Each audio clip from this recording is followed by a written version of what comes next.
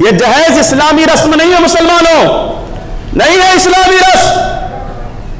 और माँ बाप खुशी से दे दे तोहफे के तौर पर, रिश्तेदार दें तो वो एक अलग बात है, लेकिन उसकी वजह से बाप की प्रॉपर्टी में से उसका जो हिस्सा बनता है, जो हक बनता है विरासत में, वो खत्म नहीं होता, वो बाकी रहेगा। विरासत अगर दे दी जाए तो ये आत्महत्या होना बंद हो जाए बच्चियों की। जो हिस्सा उसका रहता वो अगर दे दिया जाए उसे, तो जो ससुराल में जुल्म और अत्याचार और ज्यादती होती है ना, वो होना बंद हो जाएगा उसके साथ में। कम से कम वो जो लालची रहेंगे उनको इतना तो पता रहेगा कि होने वाली बहू के खाते में इतने इतने पैसे हैं। हाँ, तो कम से कम उसी का वो धर्म रखेंगे, उसी का लिहाज रखेंगे।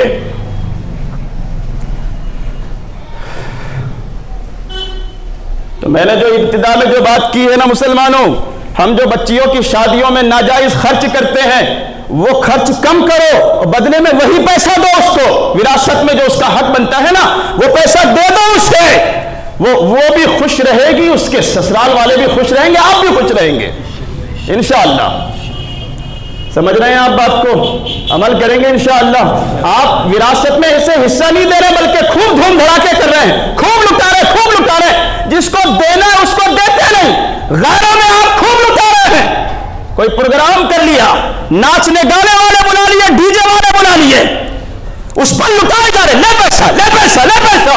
लाया कहां से पहले वो भी तो देख, झाड़ लगा है तेरे घर में, जो तोड़ कर लाया था, जो लुटा रहा है दोनों हाथों से, लाया कहां से था पहले वो भी बता कर। हुजूर ने फरमाया कयामत के दिन पूछा जाएगा तुमने पैसा कमाया कहां से और खर्च कहां किया। और जब तक जवाब नहीं दे देगा बंदा, वो कयामत से निकल नहीं पाएगा। कहां से लाए और खर्च कहां किया, दोनों बातों का जवाब देना पड़ेगा। तो जो लोग उसके हकदार नहीं है उन पर खर्च मत करो। और एक और चीज, वो बारात के बारे में पिछले हफ्ते कुछ बातें मैंने कही थी। बारात का इस्लामी तस्वुर नहीं है। पहले से जो है वो सैकड़ों मुसलमान लड़के वाले के याद आज हम के, अब वो खिलाया जा रहा है बेचारा, खिलाया जा रहा, नहीं भी है तो भी खिलाया जा रहा है। अब मेहमान आ जाते हैं तो काम धंधे से तो वो जाते नहीं, अब मेहमानों को खिलाते रहो खिलाते रहो खिलाते रहो, कर्जदार हो जाए। और फिर क्या होता है, अब फिर जो है पूरा लश्कर लेकर दुल्हन वाले के घर पे चढ़ाई कर दी जाती है पूरी फौज के साथ। इतना कठिन नहीं है निकाह जितना हमने बना दिया है। ये तकरीर नहीं है, दिल का दर्द है मुसलमानों। हाँ, और फजूल खर्ची इंसान को कंगाल कर देती है। कितना ही उसके पास कारून का खजाना क्यों ना हो, कंगाल कर देती है फजूल खर्ची इंसान को।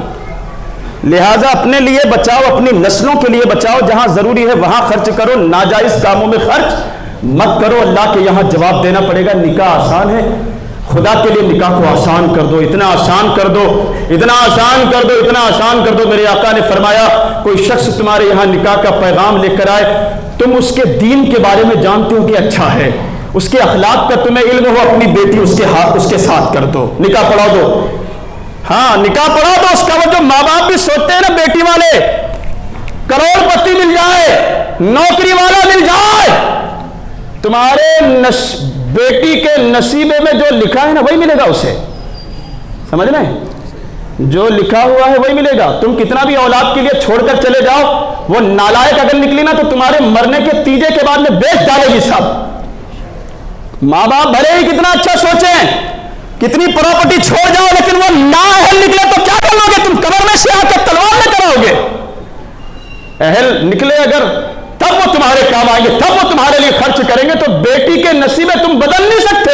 कई मरतबा अच्छी नौकरी वाले सबसे ज्यादा तकलीफें देते हैं बीवियों को, माफ कीजिएगा लेकिन यह हकीकत है माशरे की। जो नौकरी वालों को देखा गया वो सबसे ज्यादा तकलीफें और अज़ियत पहुंचाते, जिनके यहां बहुत ज्यादा होता है, उनकी डिमांड भी और बहुत ज्यादा होती है, उनकी फरमाइशें और बहुत ज्यादा होती है।